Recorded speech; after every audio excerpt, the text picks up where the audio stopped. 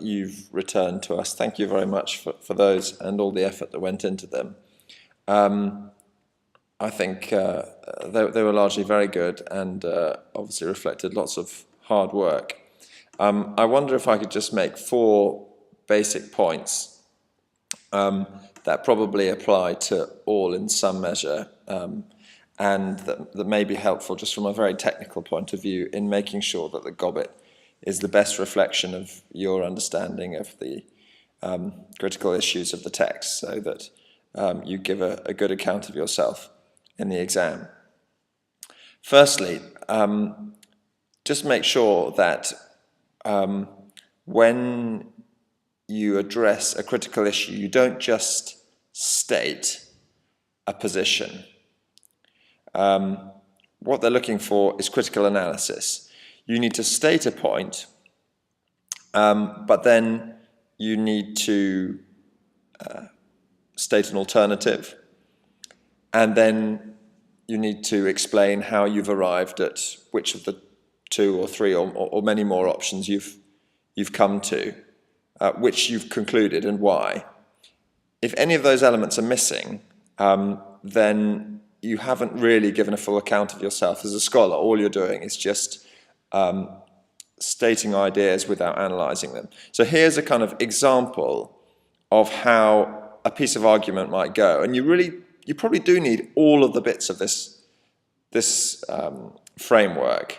Now, we've only got two different options to answer a particular question that arises in the discussion of 1 Corinthians 7 here. Obviously, if you had more, you would present more.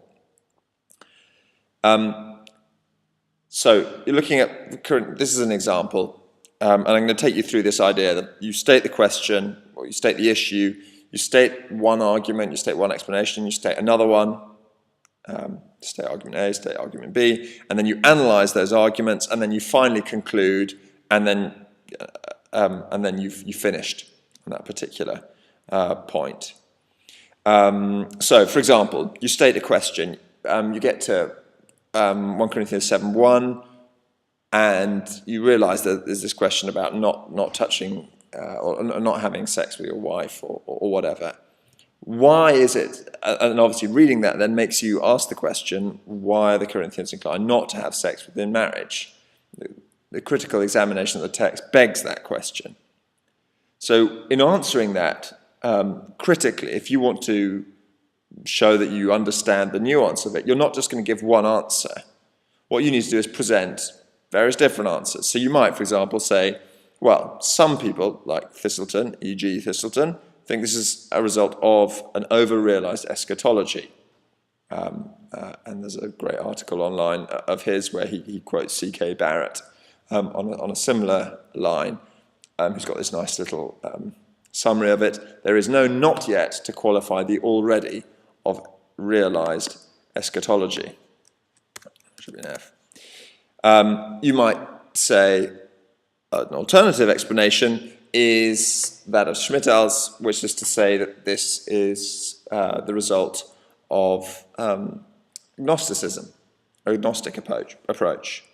Then, having stated those two positions, you must analyse them. It's not good enough just to state that these are two options that are held and then say, well, I'm going to go for A. You must analyse them. Usually you'd analyse the one that you're not going to conclude on first.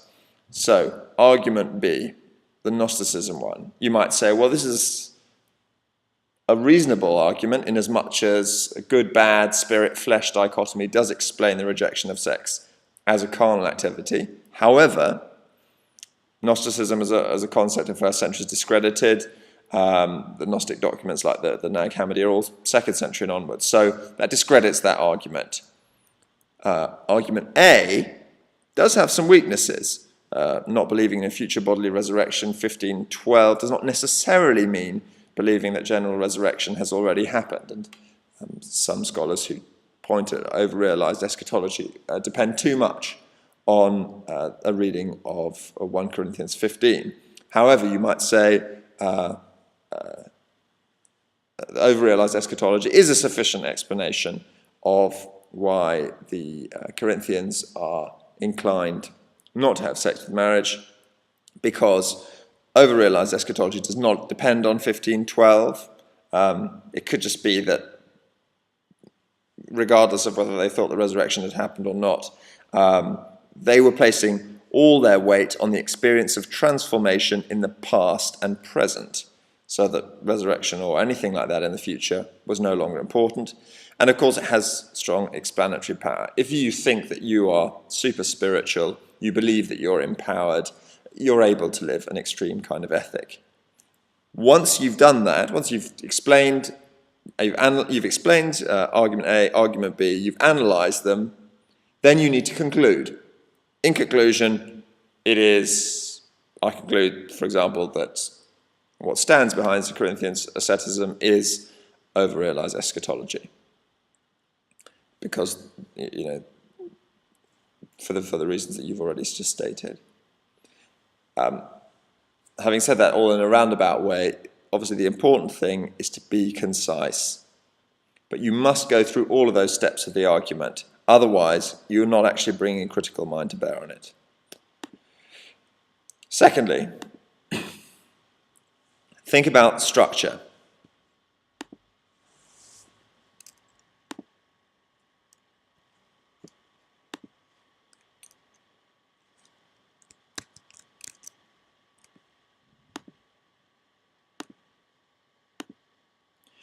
Second, think about structure. Most of you chose to go verse by verse, which seems the obvious way to go, and it seems quite easy, but actually it's really hard to do well. There are a number of problems. You feel like you need to cover every single detail in the text, which sometimes can be too much of a burden.